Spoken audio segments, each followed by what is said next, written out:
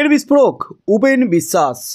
রাজ্যের প্রাক্তন মন্ত্রী এবং প্রাক্তন সিবিআই কর্তা উপেন বিশ্বাস শিক্ষক নিয়োগ দুর্নীতিকাণ্ড নিয়ে একাধিকবার বিস্ফোরণ ঘটিয়েছেন।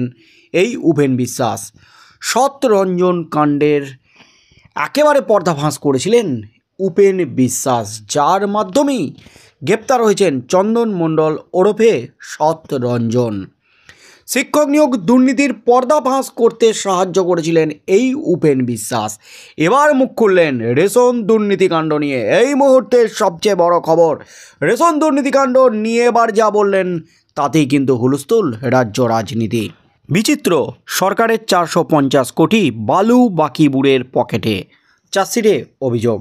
জ্যোতিপ্রিয় মল্লিক ওরফে বালু মূল চক্রী। জ্যোতিপ্রিয় ও বাকিবুর রহমান একজোটে দুর্নীতি চালিয়েছেন। 3টি সংস্থা খুলে কালো টাকা সাদা করা হয়েছে, পরে বন্ধ করে দেওয়া হয় ওই 3 সংস্থা। এখনও পর্যন্ত জ্যোতিপ্রিয়র লাভ 36 কোটি টাকা, কয়েকশো কোটি টাকার দুর্নীতির ইঙ্গিত। সত্য সেলুকাস বিচিত্র এই বঙ্গদেশ। মন্ত্রী যিনি জেল হাজতে গিয়েও মন্ত্রী, যিনি জনগণের কাছে ভোট ভিক্ষা চেয়ে নির্বাচিত, জনগণ তাকে আদর্শ বলে, আরও অনেক মানুষ ছেলে মেয়ে তার মতাদর্শে মানুষ হবে। এটাই আমাদের গণতন্ত্রের তথা সংবিধানে লিখিত আদর্শ। 1 দশক ধরে জ্যোতিপ্রিয় ছিলেন আমাদের উত্তর 24 পরগনা জেলার তৃণমূল কংগ্রেসের প্রেসিডেন্ট। তার সঙ্গে অনেকবার উঠতে বসতে হয়েছে। কত কথায় না মনে পড়ে, একবার একটি ইলেকশনে বালু 4-5টা বাক্স ভর্তি টাকা নিয়ে বনগার একটি হোটেলে হাজির হলো। দোতলার মিটিং রুম, সঙ্গে লাগা একটি ঘর। সেই ঘরের টাকার কার্টুন ডাকা হলো। প্রথমে আমার ডাক, আমি তখন বাগদার বিধায়ক। উপেনদা, কালো টাকা না হলে ইলেকশন করা যায় না। কোনো উত্তর না দিয়ে আমি ঘর থেকে বেরিয়ে আসি। নিচে নেমে আমার কয়েকজন বিশ্বস্ত যুবকদের জিজ্ঞাসা করলাম, তোমরা কালো টাকা নিতে চাও? তারা আমার দিকে তাকিয়ে বললেন, আপনি যা বলবেন সেই আদেশ পালন করব। আমার সিদ্ধান্ত তারা জানে।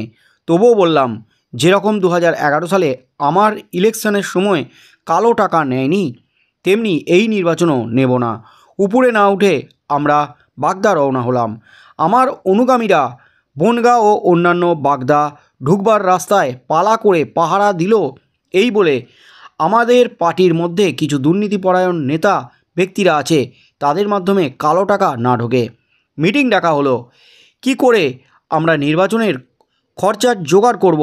এ বিষয়ে আমার মনে পড়ে একজন সৎ শিক্ষকের কথা। তিনি বলেন, দাদা আপনি কিছু চিন্তা করবেন না, আমরা প্রত্যেকে কিছু কিছু টাকা দেব, আর যারা প্রার্থী হবেন তারা বাকি টাকা নিজেরা দেবেন। ইলেকশন 2013 সালের পঞ্চায়েত ইলেকশন সুষ্ঠুভাবে করতে পারলাম এবং আমাদের ভালো ফলাফল হলো।